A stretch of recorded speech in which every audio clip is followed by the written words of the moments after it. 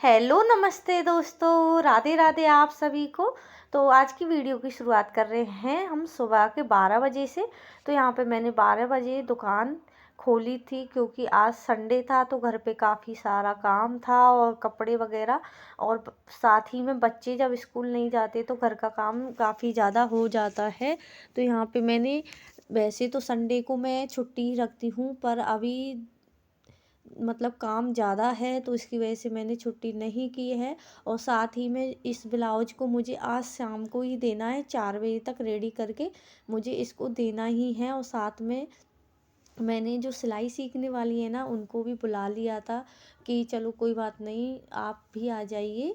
तो यहाँ पे मुझे ये साथ में सिलाई भी सिखानी पड़ रही है क्योंकि, और उसके बाद मुझे ये ब्लाउज भी रेडी करना है, वो उनको कल सुबह पहनना है, तो बहुत ही ज़रूरी है। तो यहाँ पे मैं इस ब्लाउज को सिलना भूल गई थी, ध्यान से उतर गया था मतलब। और मैं यहाँ पे बस वो उनका फ़ोन आया कि भाभी मेरा ब्लाउज रेडी हो गया या नहीं, तो मैं तब याद आया था। तो उनसे मैंने बोला था कोई बात नहीं, आपको कल सुबह पहनना है तो मैं आपको शाम तक रेडी करके दे दूँगी। तो यहाँ पे बस इसको मैं सिल रही हूँ।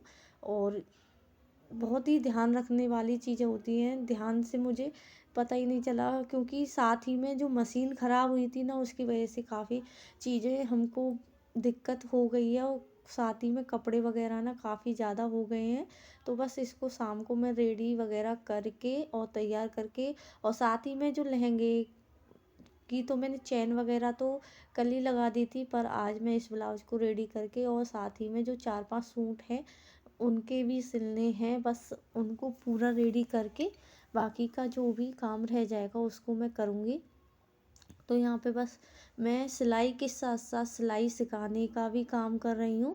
तो यहाँ पे सिलाई जब हम सिखाते हैं तो हमको काफ़ी चीज़ें ऐसी होती हैं, काम को बीच बीच में छोड़ना पड़ता है, बताना पड़ जाता है, क्योंकि जब हम सिलाई सिखाते हैं तो हमको भी उनको बताना पड़ता है, तभी वो सीख पाएंगे। तो यहाँ पे बस मैं उसको पैंट में बेल्ट कैसे लगाते हैं वो बता रही थी। तो फ़िलहाल तो मैं इस तरीके से ही काम करती हूँ। अगर आपको मेरी वीडियो पसंद आए तो कमेंट करके ज़रूर बताएं कि आपको ये वीडियो कैसी लग रही है। तो काफ़ी चीज़ें होती हैं हम जो मिस कर देते हैं, और साथ ही में अपनी भी जो भी मतलब आपने कोई भी चीज़ मन में ठानी हुई है उसको हम पूरा करने का जज़्बा रखते हैं, तो हमारा काम पूरा हो जाता है। तो यहाँ पे मैं इस ब्लाउज के अलावा मुझे बस एक और चीज़ थी कि मैं शायद शाम तक उस सूट जो हैं उनको भी रेडी कर दूँ, पर है ना मौसम बहुत ही अलग हो गया है। और ठंडा मौसम है तो 5 बजे ही है ना, दिन बिल्कुल ऐसा अंधेरा अंधेरा हो जाता है। तो बस अब घर जाने की लगी रहती है, दिन ज़्यादा छिप जाता है तो बच्चों को भी देखना पड़ता है। तो सुबह से बस अपनी दुकान पे आ जाती हूँ। और संडे के दिन जब बच्चे स्कूल नहीं जाते तो घर पे भी काफ़ी सारा काम फैल जाता है।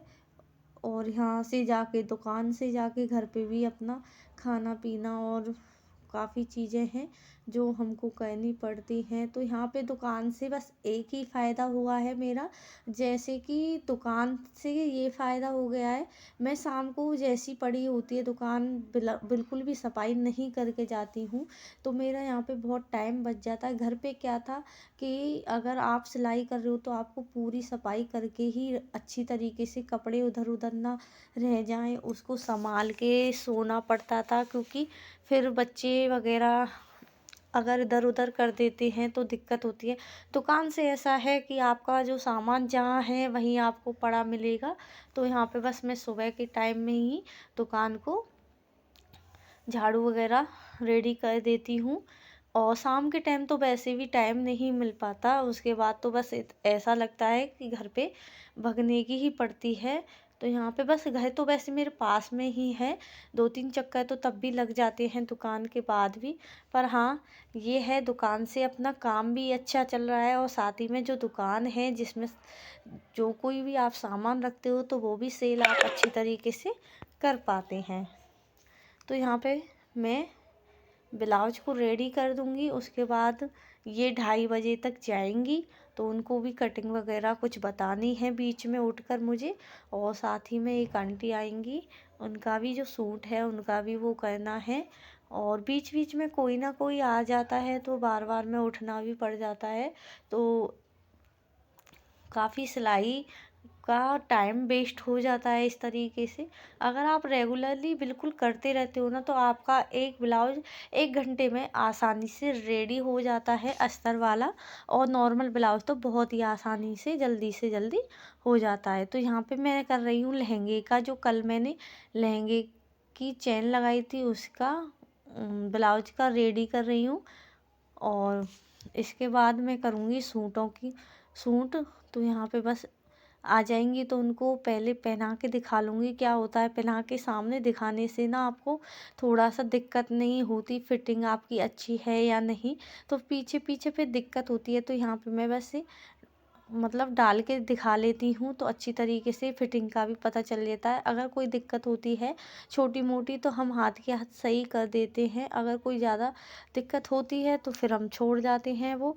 तो ज़्यादातर तो छोटी मोटी दिक्कत होती है तो साथ के साथ हम करके दे देती हैं, क्योंकि उनको भी कल पहनना है। तो यहाँ पे मुझे दिक्कत बिल्कुल भी नहीं करनी है और अच्छी तरीके से इसको सिलना है। तो यहाँ पे मैंने ब्लाउज वगैरह रेडी कर लिया था, उसके बाद वो भी चली गई थी। अब मैं यहाँ पे जो सूट है उसको भी रेडी कर लूँगी।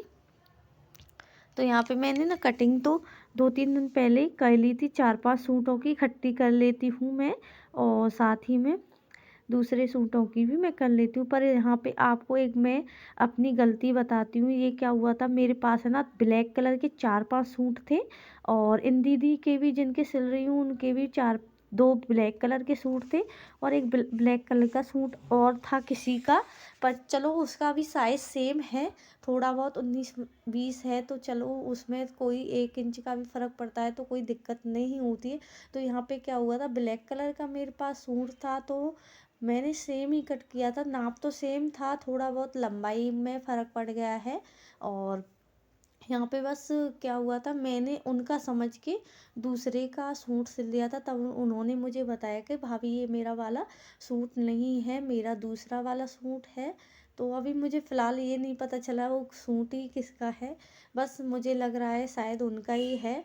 तो उनसे पूछ के देखती हूँ, उसके बाद ही पता चलेगा कि सूट की जो फिटिंग है। वैसे तो शायद उनकी फिटिंग और इन दीदी की फिटिंग सेम थी, पर को थोड़ी बहुत होगी 19-20, तो चलो मैं कर दूँगी। तो यहाँ पे बस मेरी तरह आप भी गलती ना करें बिल्कुल भी, जो गलती मुझसे हुई है। तो यहाँ पे बस इस तरीके से मैं अपना जो काम है उसको मैं कर लूँगी। तो आपको वीडियो कैसी लगती है तो कमेंट करके ज़रूर बताएं, और कोई चीज़ पूछनी है तो आप वो भी कर सकते हैं। और इसके अलावा मैं सिलाई में क्या क्या करूँ कि जिससे कि मेरा काम और ऊंचाई तक जाए, और किस तरीके से मैं अपनी दुकान को भी रेडी करूँ, आप कमेंट करके ज़रूर बताइए। उसी तरीके से मैं सोचूंगी। अभी तो थोड़ा बहुत टाइम लग रहा है, एकदम से मतलब जो काम सोचते हैं एकदम से तो होता नहीं है, थोड़ा बहुत टाइम तो ज़रूर लगता है। बस तो मन में विश्वास हो तो सब कुछ हो जाता है। तो बस भगवान के ऊपर छोड़ दिया है, जो करेंगे वो करेंगे। तो मैं गिरिराज जी के ऊपर छोड़ रखा है, तो वो ही करेंगे जो भी होगा। तो थोड़ा टाइम लगने वाला है, पर कोई बात नहीं, सब्र का फल मीठा होता है, वही सब बातें होती हैं। तो वही सब्र मैं अपने आप में लेकर चल रही हूँ, क्योंकि सब्र ही बहुत बड़ी चीज़ होती है। अगर आप ये सोचोगे कि कल काम किया है और कल ही हमारा काम बढ़िया तरीके से चल जाए, तो ऐसा बिल्कुल भी नहीं है। आपको थोड़ा सा हिम्मत रखनी है और अपने काम को करते हुए जाना है, तो काम बहुत ही अच्छी तरीके से और बहुत ही टिकाऊ आपका काम जमने वाला है।